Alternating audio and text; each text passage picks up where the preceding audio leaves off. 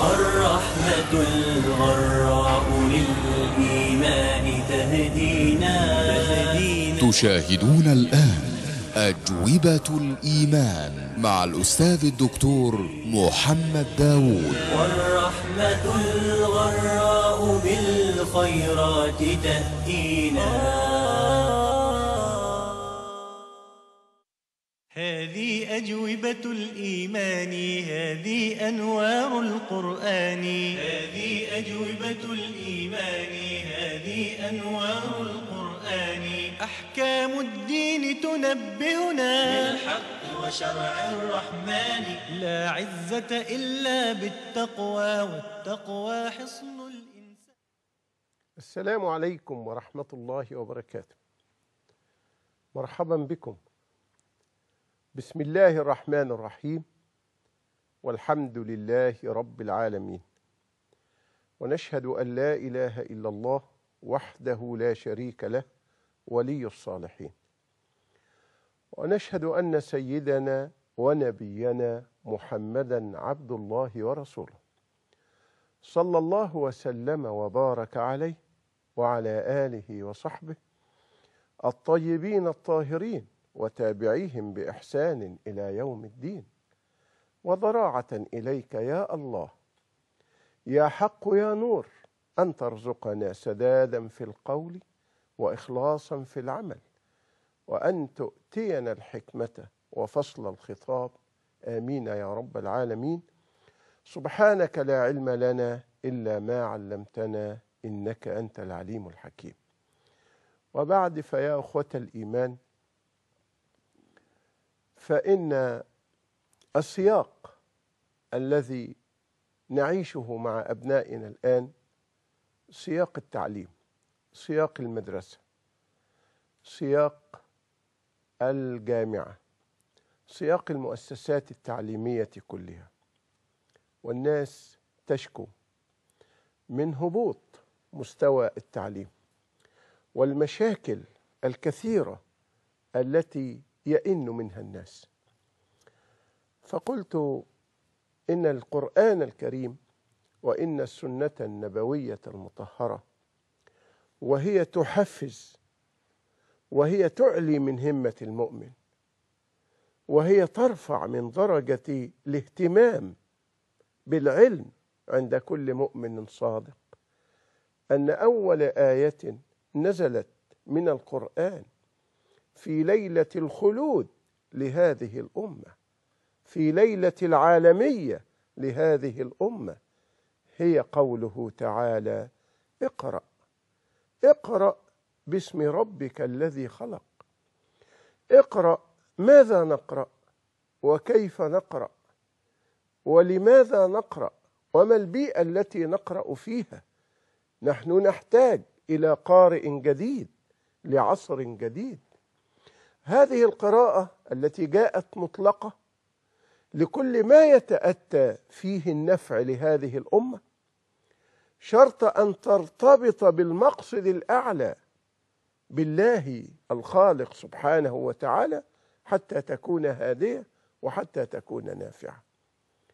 وربنا سبحانه وتعالى هو الذي قدم نعمة التعليم على التذكير بنعمة الخلق، حين قال سبحانه: الرحمن علم القرآن خلق الإنسان. يا رب، إن خلق الإنسان يكون أولا، ثم تكون العملية التعليمية. فيقدم الله العلم ليوقن الإنسان والعقلاء جميعا بأن فلاح هذا الإنسان وبأن نجاحه يرتبط بالعلم وبالهدي الرباني الذي جاء به هذا الكتاب المبارك. أيضا يبين ربنا أن العلم هو سبب الرفعة. يرفع الله الذين آمنوا منكم والذين أوتوا العلم درجات. فالعلم من أقوى أسباب الرفعة.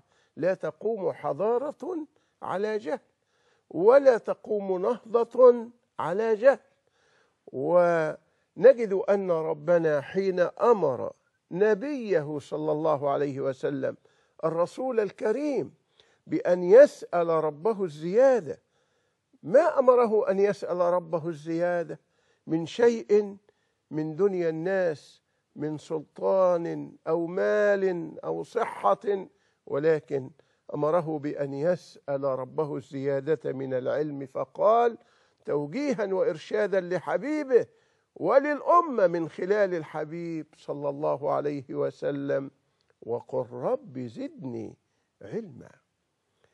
هكذا وسيدنا رسول الله هو الذي يؤصل ويؤسس أن الإنسان يتعلم أولا، ثم بعد ذلك يعلم، حتى يتقدم إلى العملية التعليمية من يحسن هذه العملية، حتى يحدث التراكم العلمي على وعي وعلى صواب، فيكون البناء مستقيما نافعا مثمرا. قال صلى الله عليه وسلم: خيركم من تعلم القرآن وعلمه.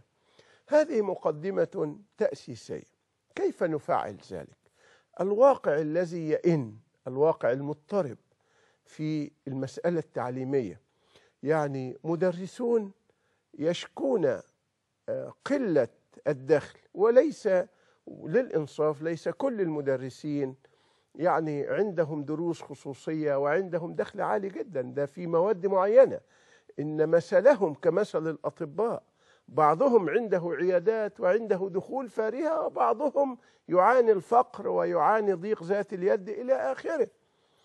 وأيضا ولي الأمر مرهق بهذه المطالب الشهرية من المطالب المالية، سواء للمدرسة سواء لمصاريف التلميذ أو للدروس الخصوصية أو نحو ذلك. في الحقيقة والمدرسة تفتح أبوابها وعاجزة عن أن تسيطر على هذه المسألة، لأنها تحتاج إلى مسائل وعلاجات كثيرة أشار لها أهل التربية. لكن أريد، ونحن سنلتقي بعد قليل مع الخبير والعلامة التربوي ليذكر لنا الوصايا التربوية الناجعة في ذلك، لكن أريد أن أقدم لحضراتكم فكرة. هذه الفكرة يعني انتفعت بها ونفع الله بها أناسا كثيرين، وهي الآن وبعد أن أفاء الله علينا والمسجد مسموح له بأن يفتح أبوابه طوال 24 ساعة، يمكن الآن ونحن نعاني من بطالة، يمكن لشيخ المسجد يعاونه الأثرياء في المنطقة أن يكملوا المسألة التعليمية في المسجد، يأتوا بهؤلاء الأولاد، ويأتي الأولاد ليستذكروا داخل المسجد، كما كان عمود الأزهر في القديم، وكما كان الطلبة يباركون ويطلبون البركة حين يجلسون ويستذكرون في المسجد.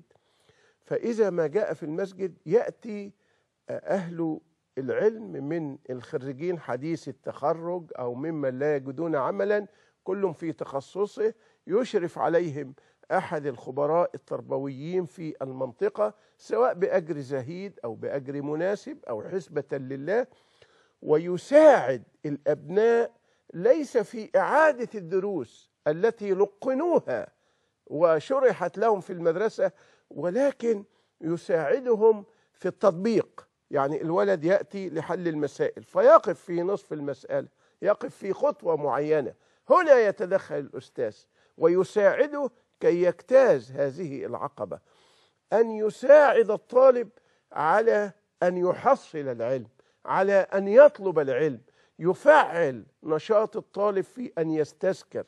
لو فعلنا ذلك والله الذي لا إله غيره نكون قد يعني جلبنا لأولادنا هذا الحل العبقري من داخل المسجد. وأنا واثق بأن أهل الخير لن يبخلوا أبدا حين يروا هذا النموذج الجاد الناجح الذي يدعو إليه شيخ وإمام كل مسجد. بأيدينا هذه العصا السحرية التي لا تملكها الحكومة، أي حكومة لا يملكها رئيس الدولة، لا تملكها أي سياسة من السياسات، لكن المسجد نريد أن نفيد من المسجد. المسجد مسموح لك 24 ساعة تفاعل مع أبناء المسلمين، ويأتون إلى المسجد يقسمون ويستذكرون، وإذا ما جاء وقت الصلاة يصلون.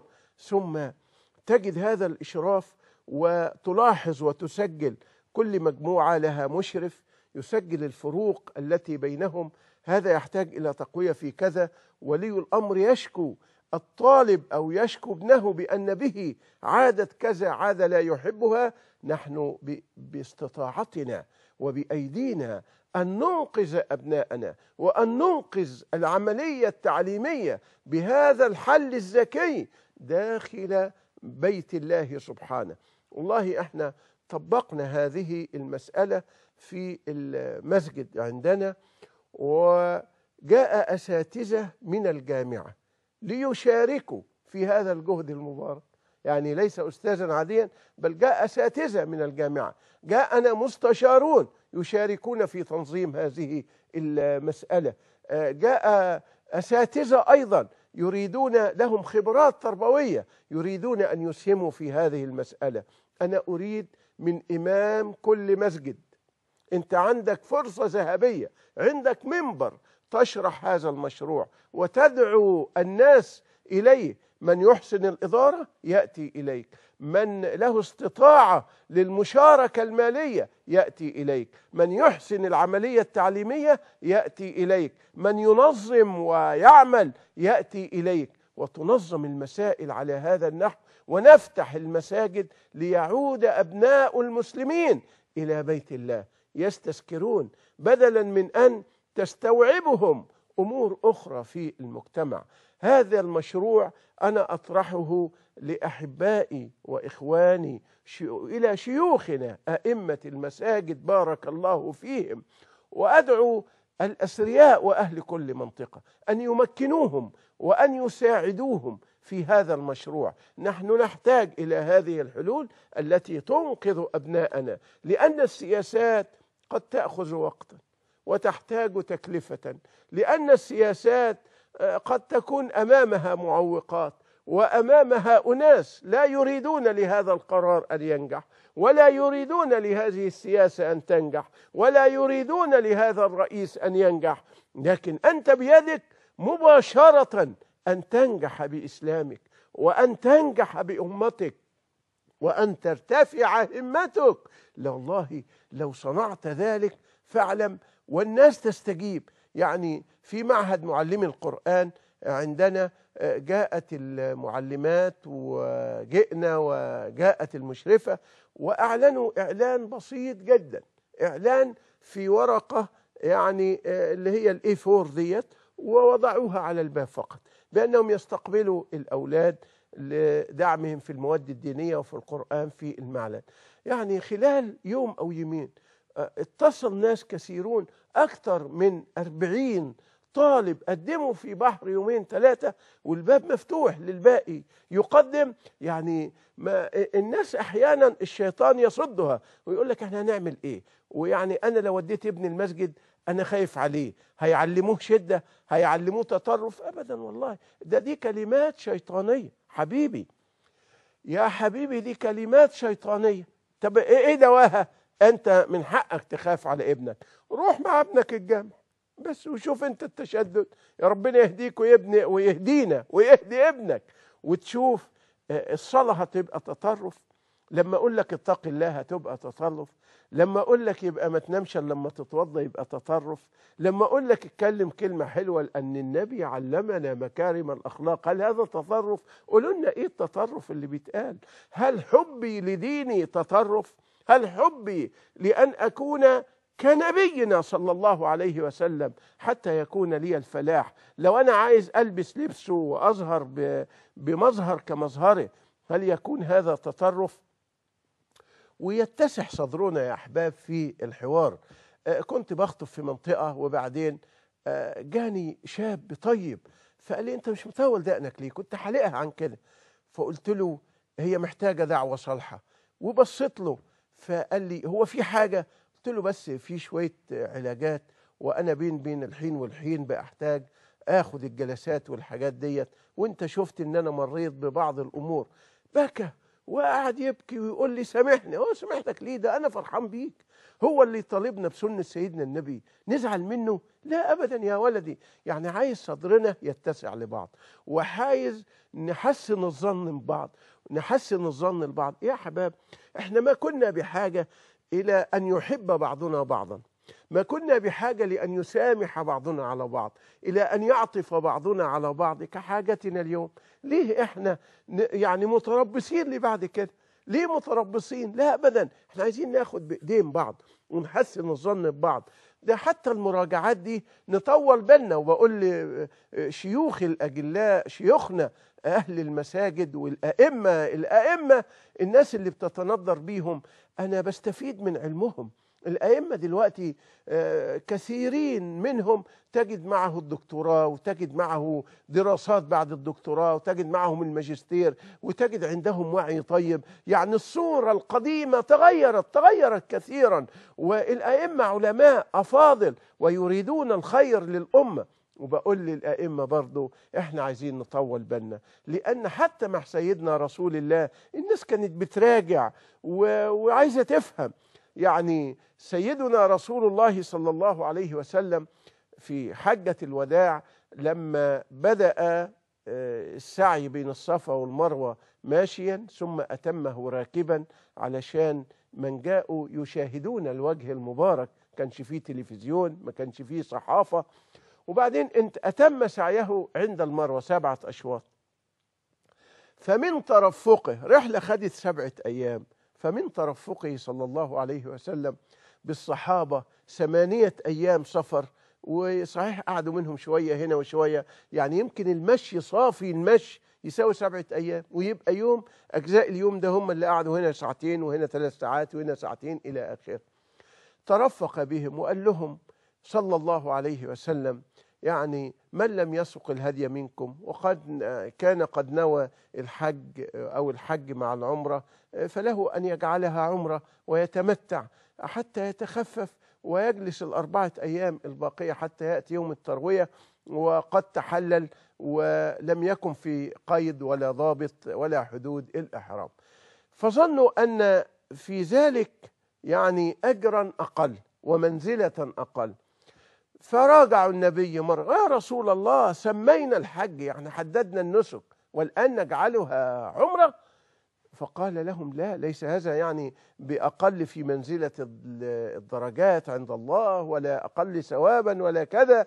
ويعني أنا يعني لو عشت إلى قابل ولجعلت يعني النسك الخاص بي تمتع وأعتمر أولا ثم أتحلل ثم أنوي الحج يوم التروية.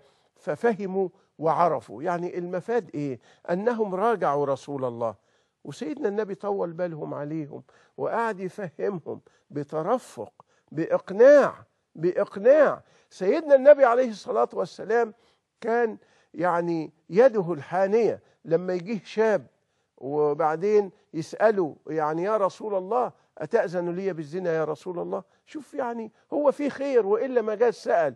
فالنبي قاعد يفهمه ويقول له: أترضاه لأمك، لأختك، لخالتك، لعمتك؟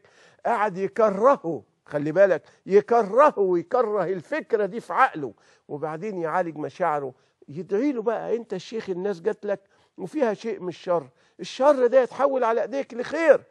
فالنبي عليه الصلاة والسلام عالج المشاعر دي بدعوة طيبة، وضع يده المباركة البلسم الشافي على قلبه، على صدر الشاب، وقال: اللهم حصن فرجه وطهر قلبه. فيقول الشاب: ما رفع الحبيب النبي صلى الله عليه وسلم يده عن صدري حتى يعني كان الزنا أبغض شيء إلي، وكان الرسول هو أحب الخلق إلي. احنا محتاجين اليد الحانية دي. فاحنا يا مشايخنا، يا أحبابنا، وأنا أحبكم وأنتم تعلمون قدركم في قلبي، يعني وهذا شيء يحس أكثر من أنه يسمع.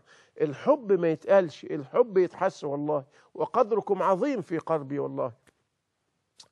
فإحنا محتاجين نتحمل الناس ونكلمهم بالتي هي أحسن، وندفع بالتي هي أحسن. حتى لو حد تطاول علينا وماله، نتحمل. حتى لو حد أساء هو يسيء، إنما احنا ندفع بالتي هي أحسن. هو غلط، احنا ما نغلطش. عايزين نحتضن أبنائنا، احنا بإيدينا نصحح العملية التعليمية.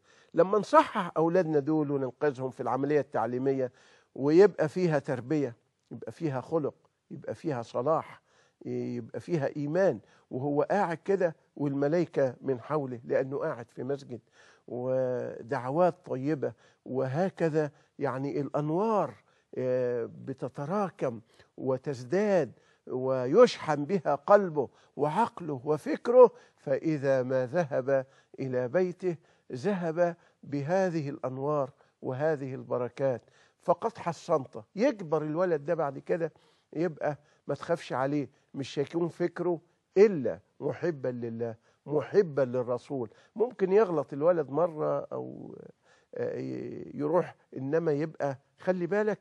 احنا بدعو إلى فكرة المجتمعات الآمنة، مجتمعات صغيرة، إلى الأسر الآمنة، أسرة المسجد في المنطقة دي مجتمعات آمنة تحمي أولادنا من الشوارع، ويبقى ما عندناش أطفال شوارع، ويبقى اللي تأثر الأسرة فيه البيئة دي هتحميه، اللي تأثر المدرسة فيه هيكملوا المسجد. يعني المشروع ده ابدأ بيه، ابدأ ولو تبدأ ب10 أولاد، لو تبدأ ب20 ولد، لو تبدأ ب100 ولد في مسجدك.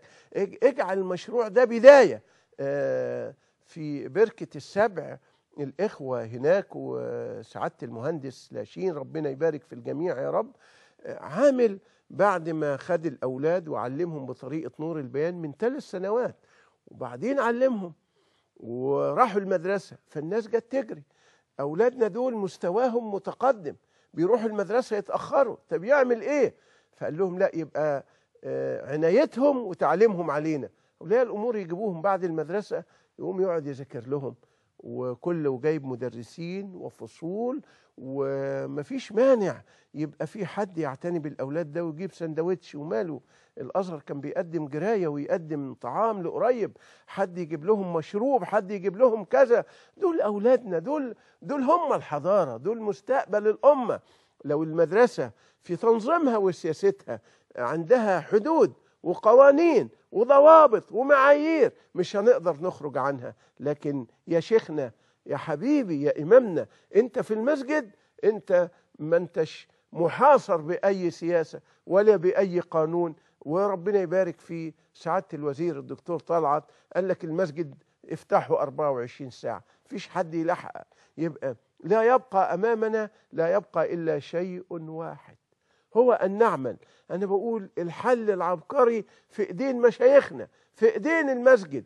وبرضو عايز أهمس في أذن الشباب، شباب الإخوان، شباب السلفية، شباب الإسلام، حتى ما يكونش، لأن الإسلام ده أكبر من تنظيم وأكبر من حزب وأكبر من مذهب. الإسلام ده بيضمنا كلنا، كل واحد محب لدينه. نحن نعمل ليس من أجل تنظيم ولا من أجل حزب ولا من أجل مذهب ولا من أجل منهج، نحن نعمل لمرضاة الله جميعا. فيجتمع الجميع، اجمع الناس في المسجد عشان البلد ما تتقسمش ويبقى دول تبع كذا ودول تبع كذا ودول تبع كذا. لا لا أبدا، احنا عايزين نعمل لمرضاة الله سبحانه، وناخد أساتذتنا نسأل أهل الذكر ونفعل المشروع ده. المسجد يحمل هذه المشاريع العبقرية والحلول الذكية. دي كانت يعني فكرة حبيت أعرضها عليكم. لكن الآن نحن في شرف استقبال أستاذنا وعالمنا العلامة التربوي والفقيه التعليمي الأستاذ الدكتور سعيد إسماعيل علي، عشان يقول لنا أفضل الوصايا لإصلاح العملية التعليمية. إلى فاصل ونعود إليكم إن شاء الله. والفرحة جائزة كبرى، سنعود بإذن الله. والنصر ما أبهى شرع يحفظنا، يدعو للبهجة والبسر. أوسكار تي في شوب دائما تزف لكم البشرى. مفاجأة القرن وبعد طول انتظار زيت كنوز، المنتج الأول للدكتور أمير صالح، التركيبة الأولى والفريدة من نوعها التي أبهر بها الكيميائيين والأطباء قبل المستهلكين. علاج لتقصف الشعر، علاج لتساقط الشعر، علاج للشعر التالف. زيت كنوز بنقدمه للمرأة. فعلا إنها قمة التحدي. شعرك هو تاجك، مع زيت كنوز نزين تاجك بأفضل الزينة، كنز من الطبيعة معبأ في زجاجة. شعرك هو هدية من الله، فزينيه واهتمي بيه. مع كنوز شعرك دايما أجمل. زيت كنوز الحائز على جائزة الأيزو ومسجل بوزارة الصحة. زيت كنوز طبيعي 100%، خالي من الإضافات الكيميائية. مع زيت كنوز ملمس شعرك كملمس الحرير وأكثر. زيت كنوز من الزيوت الطبيعية، يحتوي على مستخلصات طبيعية بتفيد في تغذية الشعر، الحفاظ على الشعر، علاج الشعر التالف. لأنه من مستخلصات أجود الزيوت الطبيعية، فهو يعيد للشعر الزيوت المفقودة منه بطريقة طبيعية وآمنة. زيت كنوز وقاية من أمراض الشعر، وبيعالج تساقط الشعر، تلف الشعر، تجعد الشعر، وضعف الشعر. سعر المنتج 149 جنيها زائد مصاريف الشحن. حقا إنه انتصار. أوسكار تي في شوب دائما تعدكم بالمزيد. تليفون رقم 25 25 55 44 أو تليفون رقم 011 55 437 أو تليفون رقم 011 52 156. ولطلب المنتج من خارج مصر يرجى الاتصال على الرقم المرادف لبلدك أو الاتصال بأقرب دولة لك.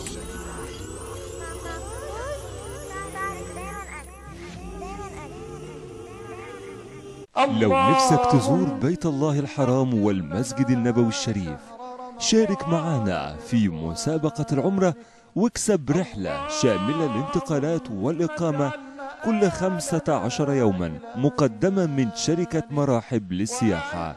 وسؤالنا هو: ما هو اليوم الذي خلق فيه سيدنا آدم؟ 1 الأحد، 2 الثلاثاء، 3 الجمعة. فقط اتصل من أي محمول على 2395 أو من أي خط أرضي على 09759 أو أرسل رسالة بها رقم الإجابة الصحيحة على 95235.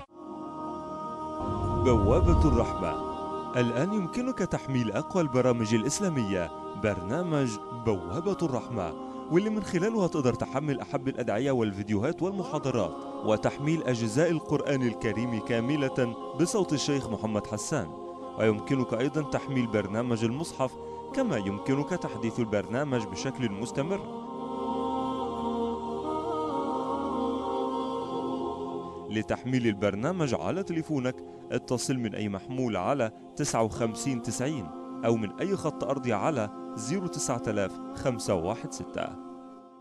والفرحة جائزة كبرى، عدنا بفضل الله. والنصر ما أبهى شرع يحفظنا يدعو. بسم الله الرحمن الرحيم. السلام عليكم ورحمة الله وبركاته. عدنا إليكم. نرحب بداية بالخبير التربوي أستاذنا وعالمنا الأستاذ الدكتور سعيد إسماعيل علي، الأستاذ بجامعة عين شمس. مرحبا أستاذنا. أهلا بك وسهلا. السواق يعني ضل الطريق وحصلت معاناة وانت جاي، لكن ده في مثوبة وحسنات حضرتك، ربنا يبارك في حضرتك يا رب. أستاذنا الكريم، ونسأل الله أن يقدرنا على حسن القول بعد أن تطايرت الأفكار قبل أن نجيء. لا ده كله الصيد عندك أستاذنا، يعني بسم الله ما شاء الله.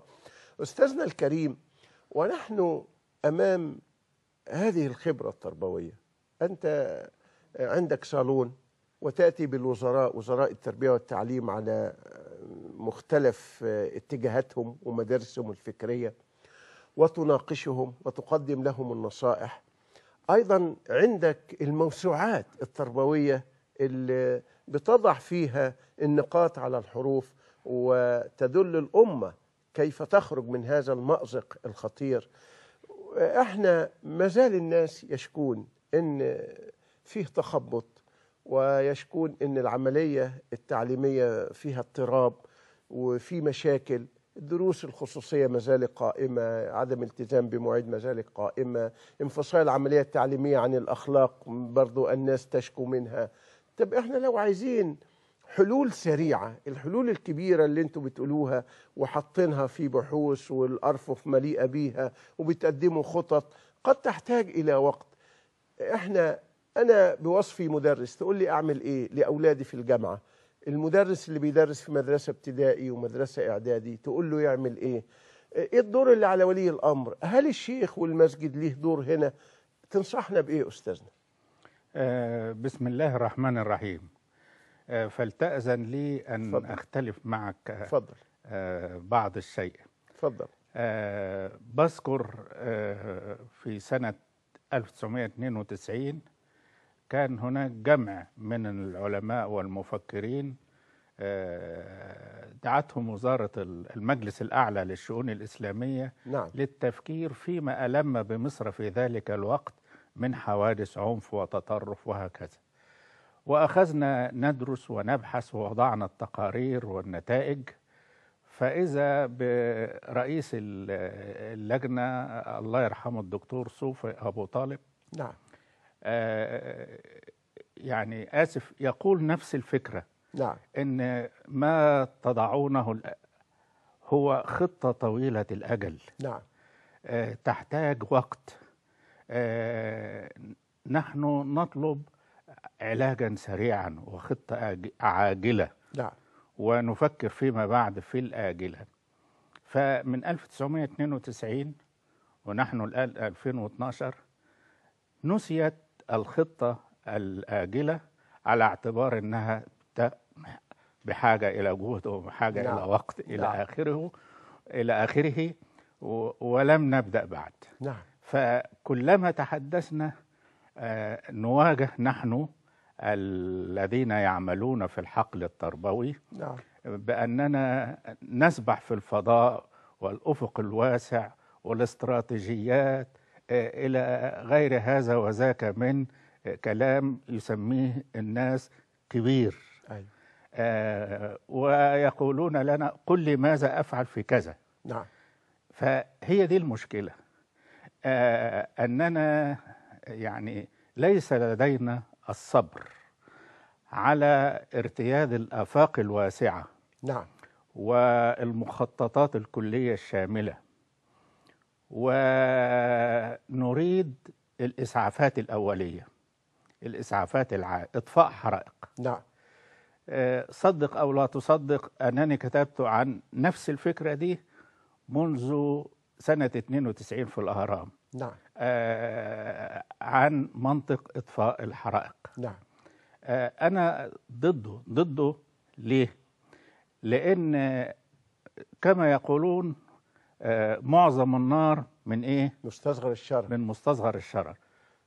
كذلك نحن إزاء منظومة، وليس هذا بجديد، كل الناس تتحدث عن التعليم باعتباره منظومة من كذا وكذا وكذا وكذا وكذا وكذا وكذا إلى آخره.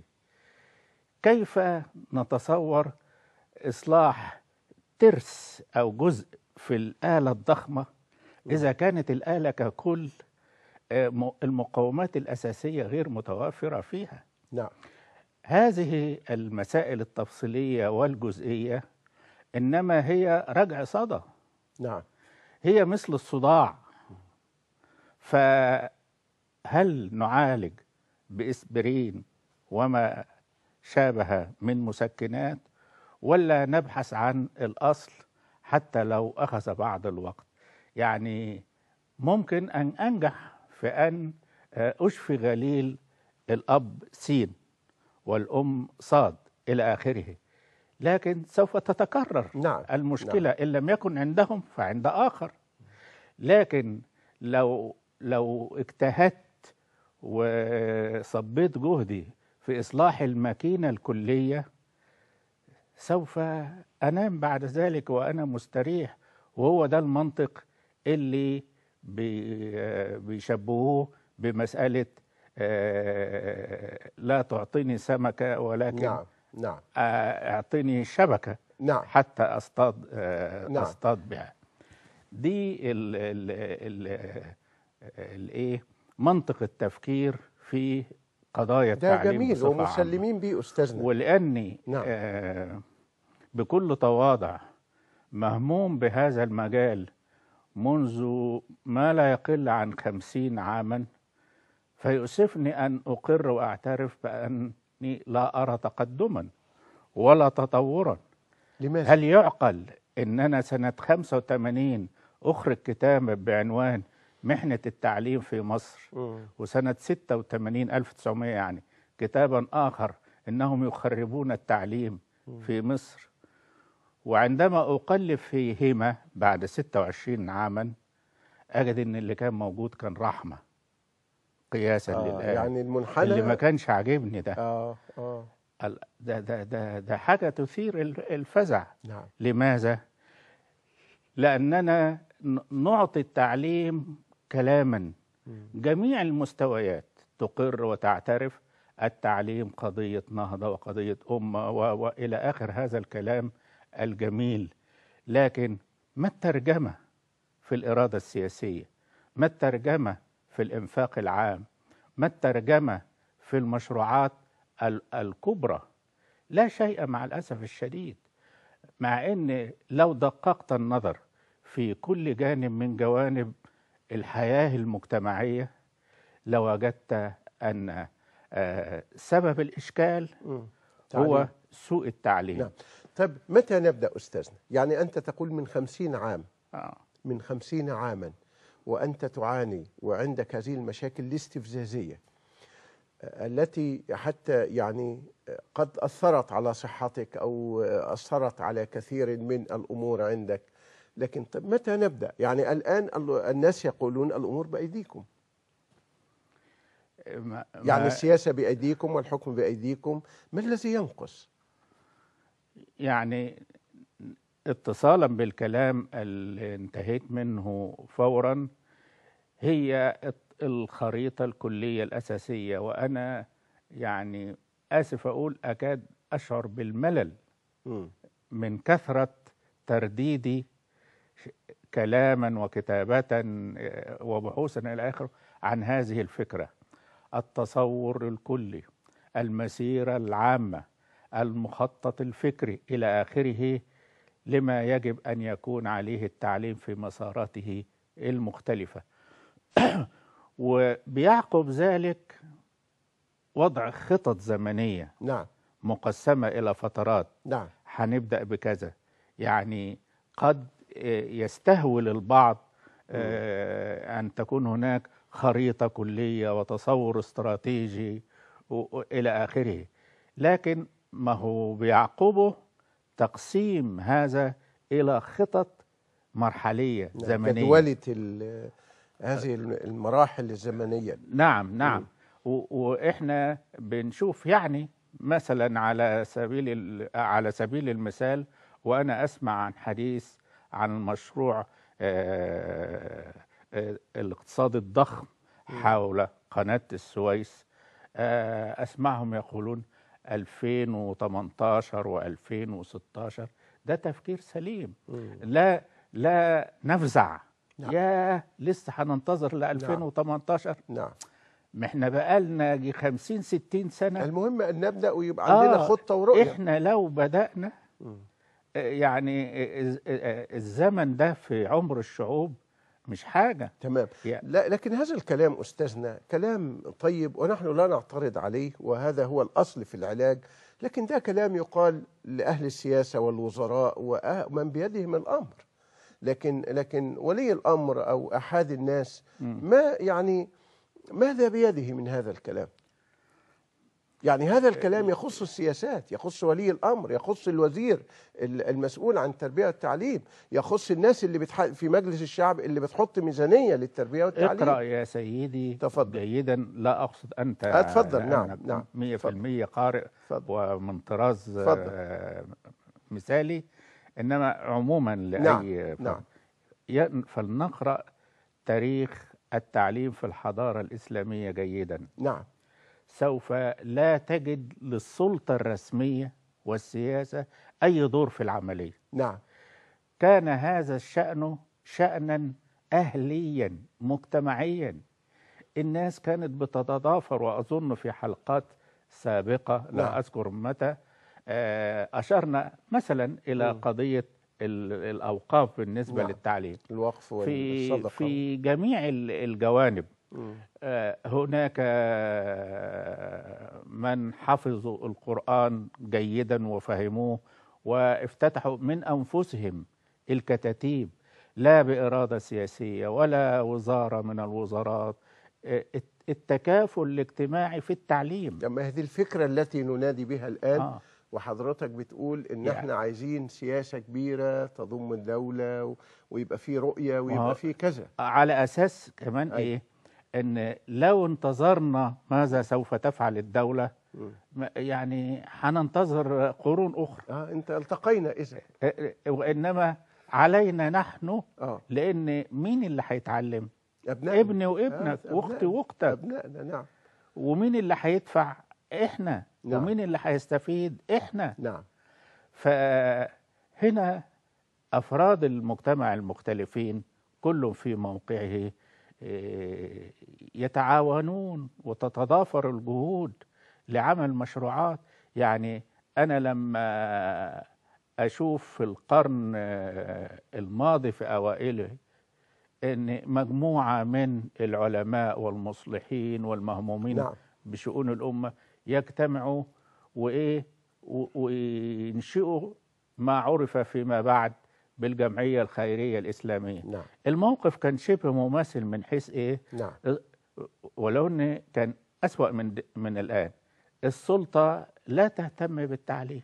كانت في ذلك الوقت وبمصروفات وعقبات، وفي جموع من الناس الفقراء عايزين يتعلموا، فاجتمع هذا النفر من المصلحين والمفكرين والعلماء وكونوا جمعية أهلية تطوعية، جمعية الخيرية الإسلامية، ودي ما زالت موجودة حتى الآن. سماحة أستاذنا، إيه المانع من أن النماذج الرائعة المشرقة اللي حضرتك بتذكرها لينا دلوقتي أن نكررها بشكل أو بآخر الآن؟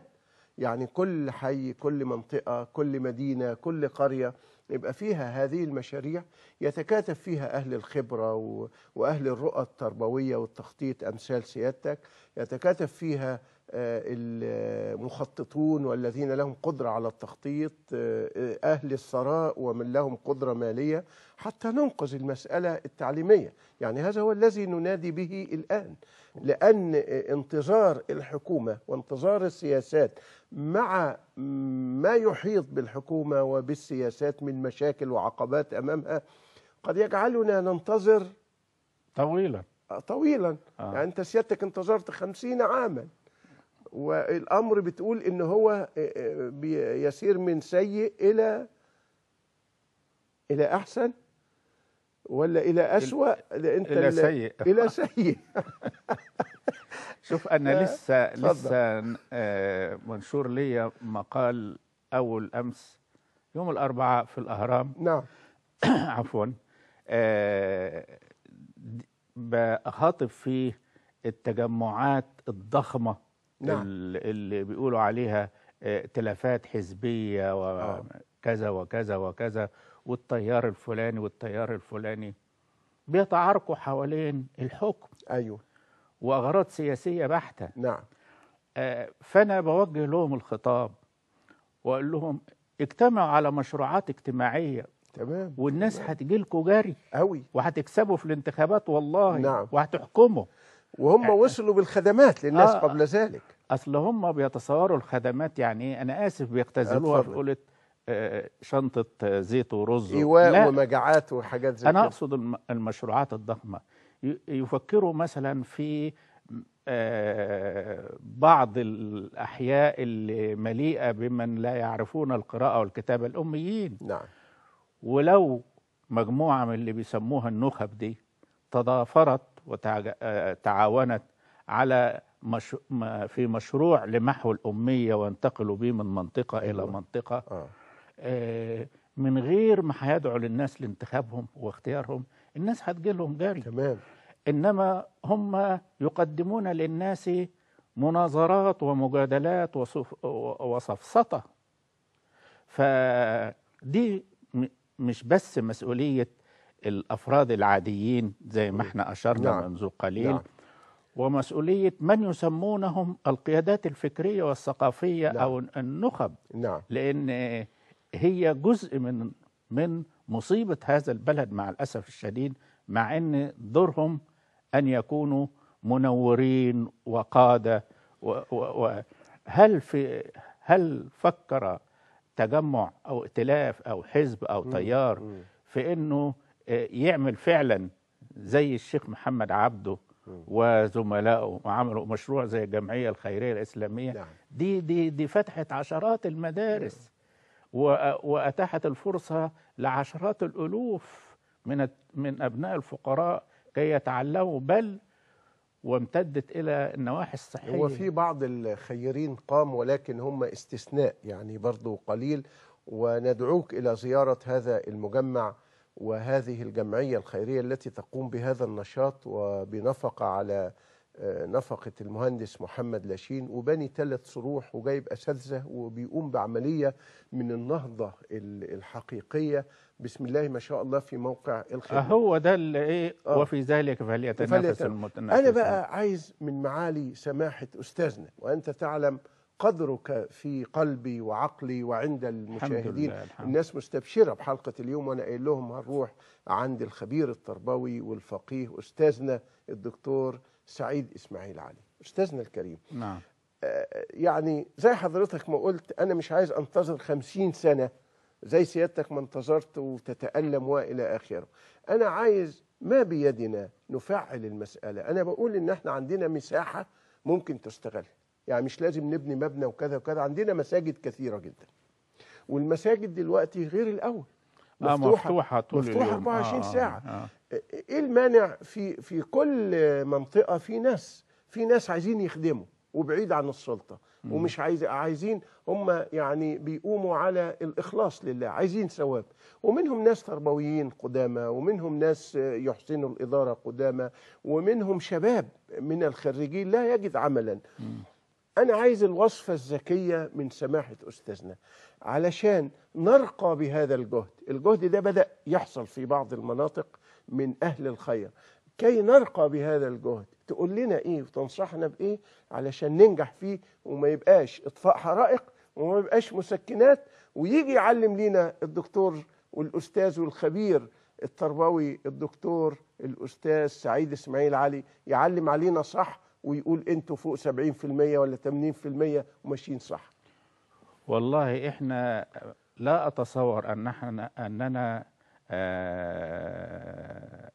ان عسير علينا ان نعثر في كل منطقة حي او شارع او قرية او عزبة الى اخره 1 أو 2 أو اكثر ممن يميلون ويتشوقون لفعل الخير. نعم. وليس شرطا ان كل انسان، اي نعم نحن نسعى الى كسب الرزق، نعم، حتى نحيا، نعم، لكن بجانب هذا في جوانب خيرية في عدد غير قليل من الناس. لو يقوم 1 أو 2 بالدعوة في شارع أو في حي إلى آخره لتجميع من يريد أن يتطوع مثلا لعدد من دروس التقوية، نعم، والأماكن كما أشرت فضيلتك الآن متاحة مثلا في المساجد، نعم، أو ممكن في مكان ملحق بالمسجد، نعم، لإعطاء دروس تقوية، خاصة إن مش كل أبناء نعم. الناس. ممكن أرفع إيدي في جملة واحدة؟ اتفضل. هل في مانع إن الطلبة يجوا يذاكروا في المسجد؟ مش دروس بس، يعني إن الولد يجي ونساعده. يعني في فرق بين أجيب لابني حد يدي درس خصوصي، وبين ابني بقى عايزه ينجح في التطبيق. مش عايز واحد يقعد يقول له اللي اتقال في المدرسة تاني، لا، الولد ماشي بيحل مسألة ويقف في حتة، عايز حد يساعده يعديه العقبة دي. واحد بيقول له أنا مش فاهم الدرس، مش فاهم فيه إيه الحتة دي بالظبط، فبيساعد الولد على عملية التعلم ويبقى ليه القدرة على كده، ولما تقابله صعوبة أو تقابله عقبة يساعده على اجتيازها. هل في مانع يبقى فيه مش دروس بس، لا يبقى فيه مساعدة على عملية الاستذكار والتعلم، والواحد لما بيقعد في المسجد بيزداد بركة، وهيجي وقت الصلاة يصلي وهيبعد عن مفاسد كتيرة؟ هل في مانع أستاذنا نعمل كده؟ لا أبدا، بس كل ما هنالك إن في بعض المواقف أو بعض الموضوعات أيوة. تحتاج إلى وضع معين وتهيئة معينة وأدوات معينة. نعم. وهكذا. نعم. لأن أنت تعلم أن المسجد لا يوجد به إلا إيه؟ إلا أرض مفروشة. أرض مفروشة. والكراسي للعواجيز اللي زي حالتنا عندما يريدون الصلاة. فممكن لبعض الموضوعات أو بعض المقررات يعملوا لها كده. ليس شرطا أن يذاكر كل شيء في المسجد. نعم. أو يأخذ وقته كله في المسجد. لو بتتعمل كراسي الوقت وتتقفل وترابيزة وتتقفل ودي فرصة أيضا لإيه؟ لأن هناك بيوت مزدحمة. أيوة. مثلا 3 4 من الأولاد في غرفة واحدة يذاكرون معا وينامون وهكذا. وده عايز يرتاح الآن، وده بحاجة إلى أن ينام الآن، وده عايز يذاكر الآن. فإتاحة الفرصة للمذاكرة داخل المساجد دي يعني بتحقق كذا هدف. نعم.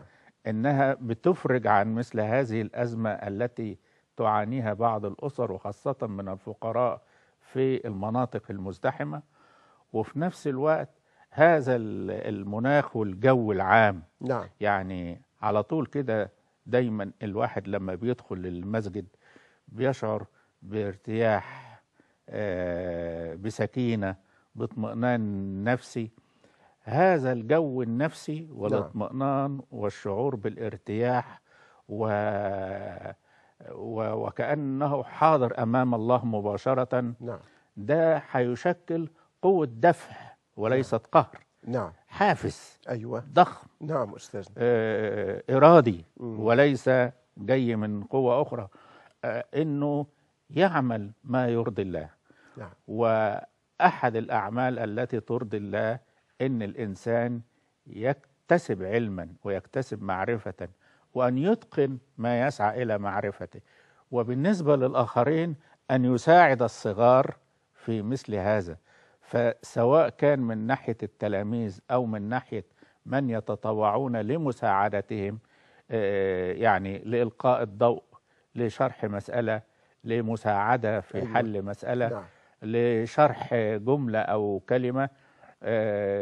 بالفعل كما نوهت فضيلتك، ليس شرطا أن واحد جاي الوقت كله لكي يعطي درسا خاصا بالمعنى المعتاد والمتعارف عليه. نعم. بيننا. وإنما لو المسألة في جانب منها اتصلت بالمساعدات الجزئية، أيوة. شرح كلمة، شرح جملة، حل مسألة، تشجيع، حث. نعم. تواصل، مناقشة. نعم. إلى آخره. دي يا ريت دي فكرة رائعة. أنت تقول أني خبير تربوي، أنت تفوقت علي. الله يبارك فأنت، أنا تلميذ لك أستاذنا. أنا يعني أعلم أننا أمام قيمة وقامة تربوية. أستاذنا لا مؤاخذة، اتفضل. دي بتبين الفرق بيننا هو إيه؟ أنت يدك في الممارسة. نعم. في مواقع. نعم. العمل نعم. الدعوي والتربوي. اتفضل. وأنا معظم وقتي في القاعات. نعم. البحثية والتدريسية وهكذا. نعم. فهنا بيبان أنت تنظر دائما إلى الخبرة والممارسة والحلول. وأنا أركز على التنظير والآفاق. نعم. إلى آخره. والجمع بينهما فيه خير كثير. فإذ نلتقي معا. نعم. فتتغذى الخبرة العملية بالتنظير، والتنظير يبحث عن مسالك. هل هذا ممكن؟ ما نفكر فيه ممكن. نعم أستاذنا، يعني أولا أنا بعتذر ليك لما حصل في السائق وتأخر وكذا، لكن أنا كان أمامي ملف كبير جديد عايز أطرحه على معالي أستاذنا وحبيبنا الخبير التربوي، لكن الوقت بيمر بسرعة وجئنا لآخر الحلقة للأسف. أنا يعني أتعشم أن حضرتك تفضلا وتكرما توافقنا أن تأتي المرة القادمة علشان نعرض عليك مسائل مهمة. مثلا أنا هسيرها في ذهن حضرتك دلوقتي فقط، بس اللي أنا شفته النهاردة وأنا لا جاي، أنا بنفسي هاجي أخلق خلاص. تبنا إلى الله، ما أنا اللي هاجي أخلق. أنت حبيبنا. معذرة أنا حتى وأنا أعرض بعيد عن كل التكلف على طبيعتي، سامحوني إخواني المشاهدين. يعني مثلا أنا أو أنظر إلى المسجد وعايزه يتصل بمراكز الشباب، ويبقى شيخ المسجد يعود إلى سيرته الأولى، ياخد الأولاد ويلعب بيهم هناك، ياخد الأولاد ويعمل لهم أنشطة، وحد من الأثرياء يلاحظ كده. احنا لابد نحتضن أبنائنا، عايز المصانع اللي في المنطقة، عايز الحاجات اللي في المنطقة، الأولاد ما يتعزلوش عن المجتمع، ما يبقوش داخل الحوائط. عايزين التفاعل الاجتماعي ده يحصل، وفي ناس مستعدة تشارك. بس احنا بعد ما هنعرض المشروع ده بكل افاقه على استاذنا التربوي عشان يحذف ويضيف ويصحح لينا، عايزين نتعشم كلنا ونطلب من استاذنا يبقى رائد لهذه المشاريع. لما تقف قدامنا عقبه نيجي نحطها قدام حضرتك وتقول لنا حاسبوا ده اطفاء حرائق، خلوه بلاش بكل مسكنات. سرور، لكن ليس الاسبوع القادم. طيب نأجلها المره ثانيه. نأجلها. يعني ما تقوله انا رأيته عيانا في عدد من المساجد في الولايات المتحدة في التجمعات الإسلامية هناك. نعم. يعني يبدو للأسف الشديد في العقود الماضية كانت المساجد محاصرة ومراقبة. أيوة نعم. وكل نعم. الجوانب دي معلوم. فحصل تجريف أيوة. لكثير من مهامها مع الأسف. لكن بدون استطراد نحن نعلم، وسيادتك أدرى بهذا، أن من بدء نشأة المساجد على يد رسول الله صلى الله عليه وسلم لم تكن لمجرد الصلاة إطلاقا. نعم. نعم. عديد من الوظائف. فبالفعل نحن أمام فرصة أن تعود المساجد إلى سابق عهدها الذهبي. نعم. وفي القلب منه أيضا بجانب نعم. التعبد التعليم، لأن التعلم والتعليم صورة من صور التعبد. لأن نعم. كل نعم. ما أكتشف سر من أسرار الكون يعني بقف على آية من آيات الله سبحانه وتعالى فازداد إن شاء الله إيمانا. إحنا كلنا شوق إن إحنا في أقرب موعد هيكون بعد بقى الحج إن شاء الله، لأن الجمعة اللي جاية اللي بعدها يكون معظم الأمور رحنا الحج إن شاء الله. بعد الحج إن شاء الله نلتقي بأستاذنا، وأنا أعدك بهذا إن شاء الله. علمنا إن شاء الله. لكن هذا المشروع الذي أعجب به أستاذنا ينبغي مشايخنا علمائنا، أنتم تعلمون قدركم في قلبي وعقلي، أريد أن نقوم بهذا الدور. والله الشيوخ في المساجد والأئمة ساداتنا الأئمة بيدهم من تفعيل هذا المشروع أكثر مما بيد أهل السياسة ووزير التربية والتعليم حتى رئيس الدولة، والناس تثق فيكم، الناس ستتبرع لكم. شكرا لكم، على خير نلتقي، والمستقبل والقادم أفضل بجهدكم بإخلاصكم، والسلام عليكم ورحمة الله وبركاته. شكرا. هذه أجوبة الإيمان، هذه أنوار القرآن.